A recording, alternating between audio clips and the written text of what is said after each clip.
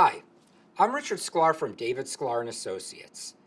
The COVID-19 crisis has led to dramatic economic changes, forcing many Canadians out of work. Without stable jobs, citizens are panicked about how they can afford essentials like groceries and rent.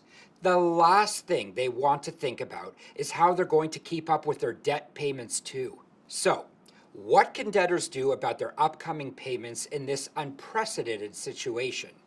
The Canadian government understands that citizens are worried about their debts piling up right now. To provide relief, they have paused some of the federal payments that could contribute to this stress. They put a moratorium on federal student loan payments and interest until September 2020. They extended the income tax filing deadline.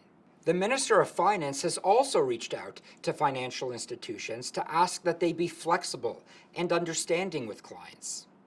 If your creditors have not reached out to you, contact them.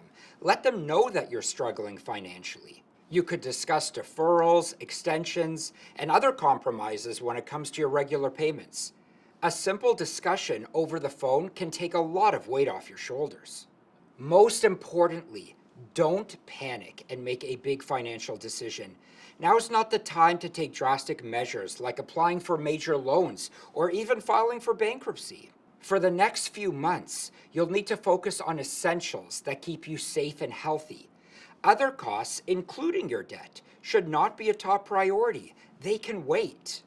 If you're ever worried about your finances, Sklar Associates offers professional guidance and a long list of supportive services. We will be here when you need us, whether that's right now or in the future when things have settled down.